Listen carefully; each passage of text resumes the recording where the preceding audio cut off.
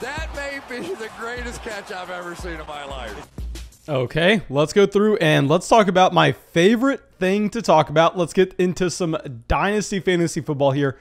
Now, last week I asked y'all if y'all wanted us to do 2 Dynasty videos a week, and overwhelmingly, y'all said yes. So I don't know how I'm going to fit it in the schedule, but we'll try to get a second Dynasty video out this week at the same time. But yeah, in this video, I want to do the exact opposite of what we did in the last one, where the last video I talked about some emerging stars, some guys that their Dynasty value had shot through the roof. If we were holding, if we were buying, if we were selling.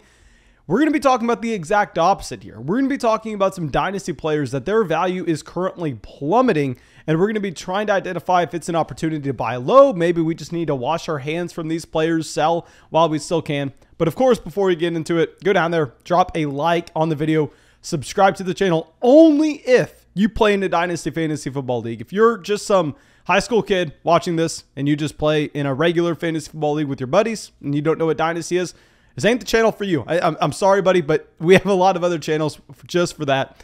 But let's go into it and let's talk about our first player, Zach Wilson.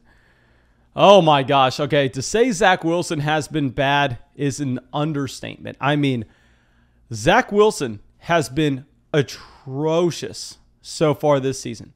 Now, you can sit here and you can blame it on the offensive line, but this offensive line is going to be very similar in 2022 than it is this season as well. Now, yes, might make slight improvements to it overall, but it's not like you're going to see Zach Wilson going with a really bad offensive line to then an average offensive line and being a completely different quarterback.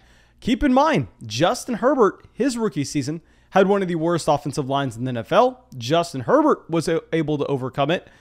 And Zach Wilson, on the other hand, has a mark of, it's laughable to say this, he's had 171 pass attempts so far this season, which is a considerable sample to look at. He's had 4.6 adjusted yards per pass attempt. That is dead last in the NFL. The average, if you are not familiar with adjusted yards per pass attempt, actually, let me explain what that is real quick.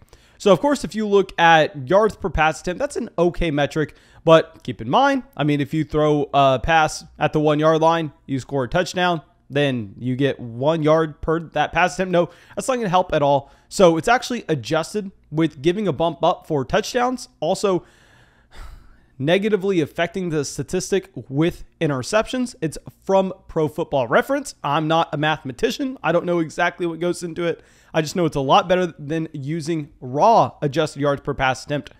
And an average number you can be expecting in this stat is actually going to be 7.9, which is the dead average right now with Kirk Cousins among all starting NFL quarterbacks. So for Zach Wilson to be pretty much 3.5 yards below that is hilariously bad. To go along with this, he's thrown 4 passing touchdowns and 9 interceptions at the same time. Now, of course, if you're playing in a 1-quarterback dynasty league, you're going, well, Mason, why the hell does this matter? Why are you wasting our time with Zach Wilson here? We drafted him in the 3rd round. We're just going to go through him and drop him. And that's why a 1-quarterback dynasty format is not the way to play. You have to be playing in Superflex here, where these quarterbacks actually have value. You have to make decisions with them. And with Zach Wilson here, I don't see how it gets that much better. Because, yes, Elijah Moore can take a step up in year 2. It's not like you're going to expect Corey Davis to get better when this is a wide receiver that was drafted back in 2017, already on his 2nd contract. The offensive line can see improvements, considering the fact that this is a team that, I mean, with how bad Zach Wilson looks, with this team not having a great defense, they are essentially locked and loaded into having a top 5 draft pick in this year's NFL draft class.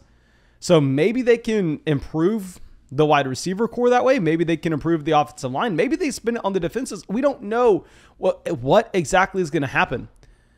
But still, I think the lack of overall talent on this New York Jets roster, in with Zach Wilson being this bad in particular, it's a spot where if I could sell for a 2022 first and just wash our hands from Zach Wilson in a Dynasty Superflex league, then I'm 100% doing it. I think in the majority of leagues, however, you're not going to be able to get that return. I think in the majority of leagues, you could get a 2nd round pick And we're not selling for a second, not in a Superflex league, because one thing I need to address with Zach Wilson is the fact that he was selected with the second pick overall. And if you're looking at quarterbacks when they are selected inside the top 3 picks, it doesn't matter if they're Blake Bortles, it doesn't matter if they're Mitchell Trubisky, it doesn't matter if they're Marcus Mariota, Jameis Winston, they're getting at least 4 years to start in the NFL. So you're not going to be expecting the New York Jets to replace Zach Wilson going into year 2, even if he is this bad through the rest of the year. At least historically, we have never seen that happen. Maybe this is just an unprecedented mark with Zach Wilson looking like he can possibly post one of, if not the worst rookie quarterback seasons of all time. Just very surprising to see this from Wilson, just if you consider that he is a quarterback that we never questioned if he was going to be the starter in New York. It was assumed day one. Everybody was just saying that 100% he was playing the entire season. I wonder if he gets benched halfway through the year if this keeps happening. But right now with Zach Wilson, this is someone that seeing his value plummet. If you can get a first, hell yes. I can't say sell for a second in a Superflex league, though. One quarterback league, just go through and cut him. Doesn't really matter at all. Now, our next quarterback, someone that I do not have really on any rosters for a great reason, because we rather would have Trey Lance, but we got Justin Fields plummeting in value. I mean, you're going to see that we have a common trend in this video, starting it off with these rookie quarterbacks. Justin Fields coming out, 5.4 adjusted yards per pass attempt. Not only has he looked atrocious in the Chicago Bears offense, but one of the main reasons why people love drafting Justin Fields was based on his rushing upside, was based on the idea that he could come out, he could see 40, 50 rushing yards a game, and that would make him, even if he was a bad NFL quarterback, a quality fantasy option. Well, Justin Fields is not running the ball at all in Chicago here. Justin Fields has had 14 rushing yards a game. And the situation with Justin Fields, honestly, I don't want to say it's worse than what you're getting with Zach Wilson, but you have to be just as concerned. Because with Justin Fields here, the Chicago Bears situation is way worse than what you actually have with the New York Jets. Because at least with the Jets here, we can go, okay, well, they're going to have a couple high picks, just given how bad their own record is this season. They have their own picks. Whereas with Chicago is a team that's going to be most likely missing Allen Robinson in 2022. Allen Robinson playing under the franchise tag this year. I mean, if you were Allen Robinson, would you be signing up to go back to the Chicago Bears? Nope. Most likely you're not. Most likely you're going to be moving on to a team that has a quality NFL starting quarterback. Beyond Allen Robinson and Darnell Mooney, this team has nothing at the wide receiver position. This team also, at the same time, traded a future first to move up to get Justin Fields. So I don't even think that the Chicago Bears have their own first this season. I know they're 3-2 right now, so you're not expecting that to be a top 5 pick right now as we would with the New York Jets. But based on the horrendous play of Justin Fields, you'd imagine that this record isn't looking that pretty by the time we get to the end of the season. Now, I'm not saying Fields is going to get replaced, but one thing I at least want to discuss here is that with Justin Fields before, we have seen the precedent set that when these quarterbacks make it to the middle of round 1, whether it's Josh Rosen, remember, everybody when Josh Rosen fell to that range in the 2018 NFL draft class, everybody in the Dynasty fantasy football community was screaming, oh my God, the Cardinals got to steal the draft. Cardinals got to steal the draft. The best pick of all time, Josh Rosen. Oh, what was the next player in the next draft class that everybody thought that same thing about? Oh, right. Dwayne Haskins. I mean, Dwayne Haskins falling to the middle of round 1. Everybody's screaming that the New York Giants were idiots for drafting Daniel Jones over him. Everybody's screaming that he was 100% the player that was the long-term option, also coming out of Ohio State. And now I'm not bringing up those examples as saying that Justin Fields are those same quarterbacks. However, I mean, in the instance that we already discussed with those top 3 picks in Blake Bortles, Mitchell Trubisky, then failing in a massive fashion, and then keeping that job for 4 years, given the team investment made into them, it's the exact opposite of what you have with those quarterbacks drafted in the middle of round 1. If those quarterbacks in the middle of round 1, they fail, the leash is a lot shorter. Now, I'll say with Justin Fields, probably going to have that guaranteed starting job in 2022 as well, just given the fact that, I mean, who else are they going to go to? Are they really just going to go to Andy Dalton? They don't have their own first-round pick. It's not as simple as if you're the Arizona Cardinals, well, I guess we just draft Kyler Murray in the next draft? No, you actually have to be a little bit more creative here. So Justin Fields, I mean, I think we would sell Justin Fields. Now, keep in mind, I was saying Justin Fields was one of the worst picks in rookie drafts this year when he was going ahead of guys that we definitely preferred. Someone like Trey Lance, who clearly has that rushing upside in a better situation. I think we could sell Justin Fields for easily a first-round pick now, just knowing that there are some people in Dynasty Fantasy Football that have tattoos on their arms, just like said Justin Fields with a little heart around it, based on how much hate we got for telling people that Justin Fields was an overdrafted player in rookie drafts this year. But yeah, Fields, I'm looking to sell low probably on him. Now, Trevor Lawrence, our last quarterback we're going to talk about. Then we'll get to some running backs, then we'll get to some wide receivers. Lawrence, I mean, I would not have expected this in a million years. He comes out, is 5.2 adjusted yards per pass attempt. Second worst in the NFL, right behind Zach Wilson, right ahead of Justin Fields. Now, one thing with Trevor Lawrence you like to see, 22 rushing yards a game. I mean, with Trevor Lawrence, you were never telling yourself that this was going to be an elite rushing option like people were telling themselves with Justin Fields.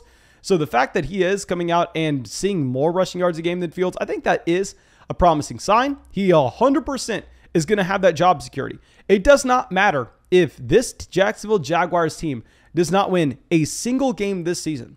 There will never be a question from the Jacksonville Jaguars front office. There will never be a question from the fan base on the job security of Trevor Lawrence at all. What would happen is bye-bye Urban Meyer. Urban Meyer leaving Jacksonville. So Lawrence does have that job security, and trying to map out how this situation can get better this next year, it can get drastically better. A, replace Urban Meyer. B, we're going to get DJ Chark coming back from his ankle injury. C, we're going to get Travis Etienne. Usually not saying that a running back is going to drastically help a quarterback in the passing game, but Travis Etienne, the reason they took him in the first round was not based on him going to be able to come out and see 20 carries a game. It was more so based on him being DeAndre Swift, him being a great option for Trevor Lawrence to check the ball to out of the backfield.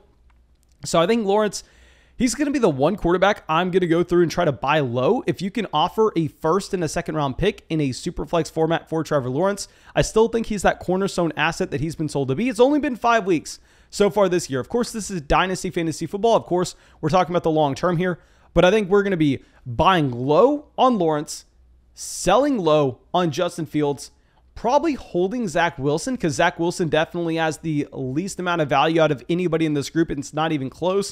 So yeah, I think sell low Fields, buy low Lawrence, hold Zach Wilson. Now our next player, also someone that we are really wanting to avoid in Dynasty leagues, Damien Harris. Damien Harris so far this season is the running back 41 on a points per game basis. Now he's seen 12.5 carries, 46 rushing yards a game. I mean, so kind of what you would expect from Damien Harris, or at least what I expected from Harris, and 1.4 receptions a game. That's why we didn't like him, because he wasn't going to have the usage and the receiving game that we were looking for.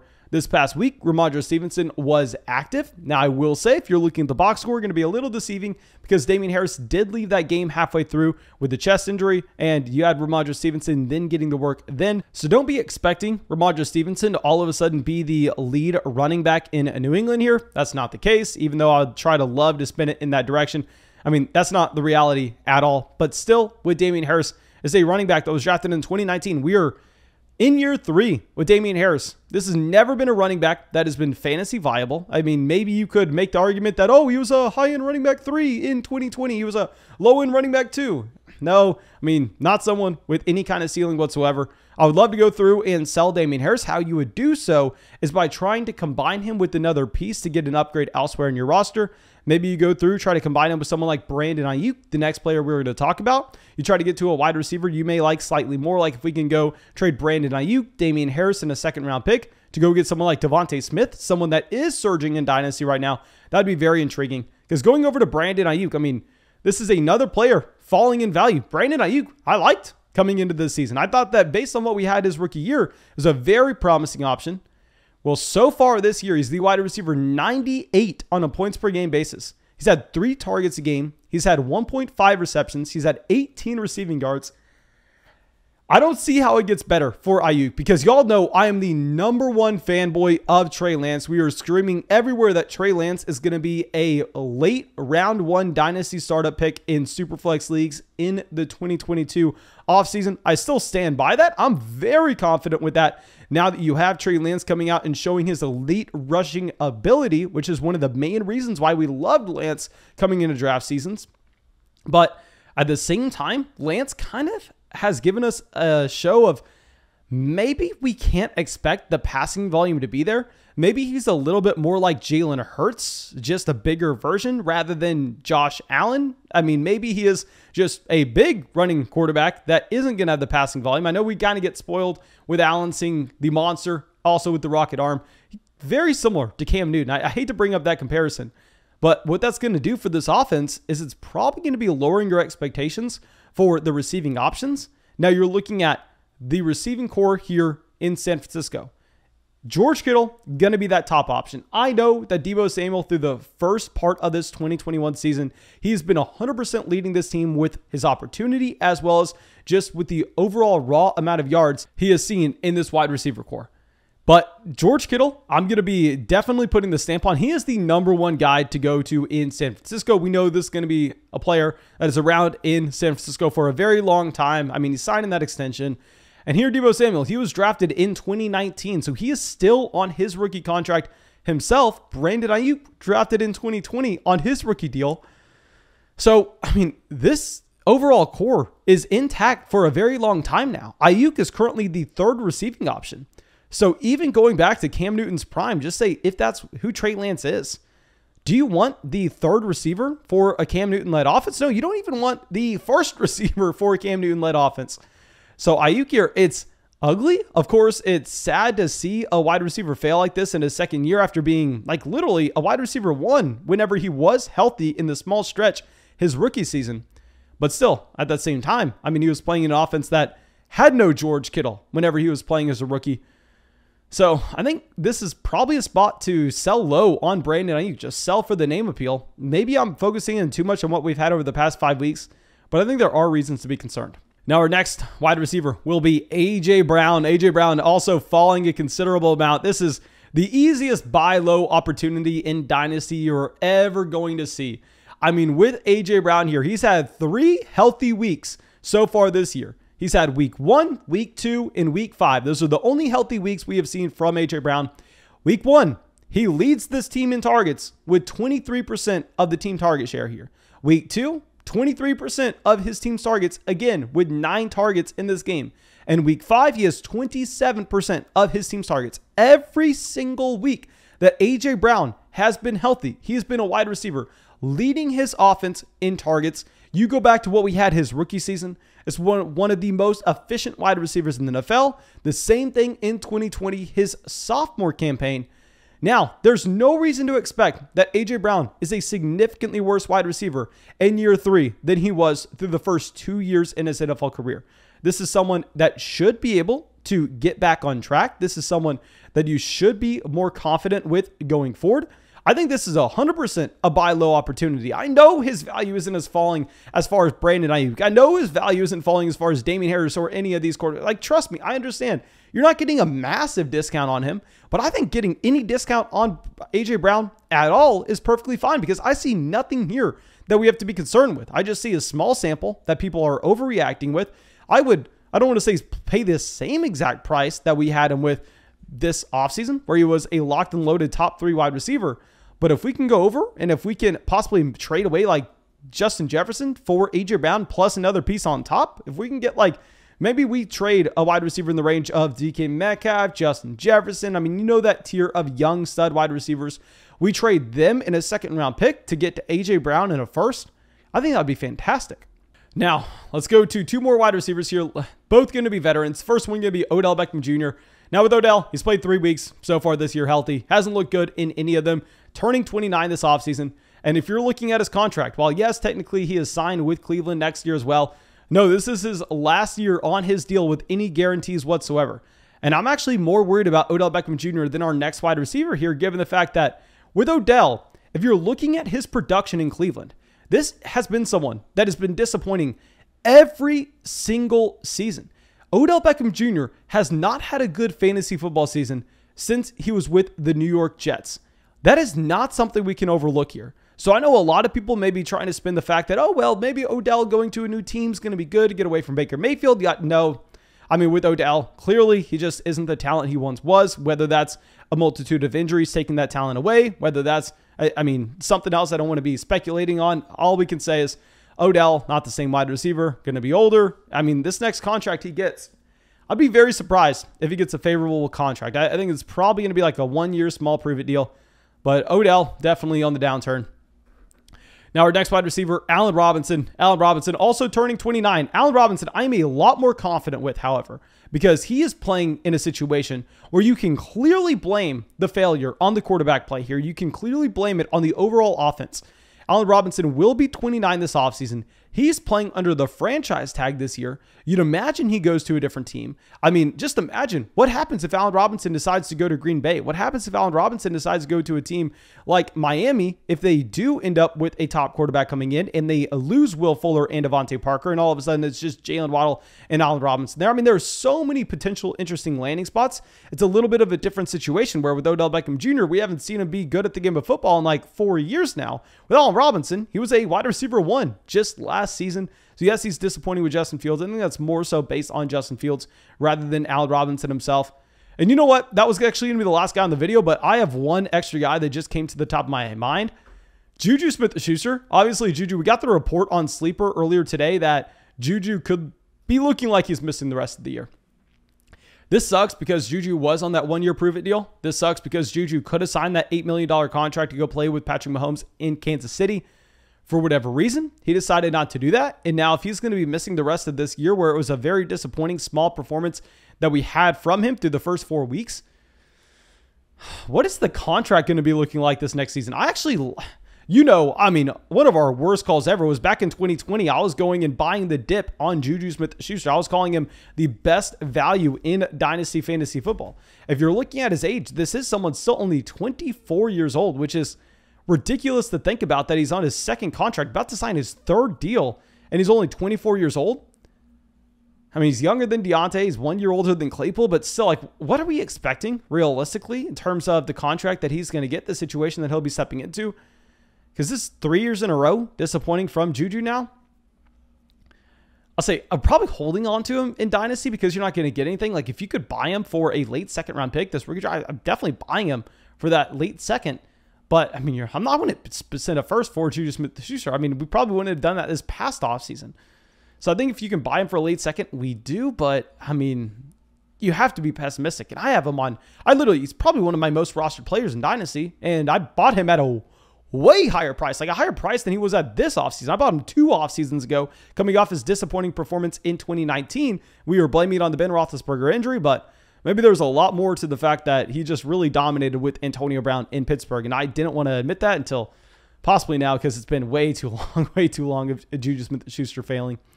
But yeah, that's all I got for y'all. I really hope y'all enjoyed this video. Please go down there, drop a like on the video, subscribe to the channel only if you play Dynasty Fantasy Football. And yeah, I'll be out with another video later on this week, and I hope to see you then.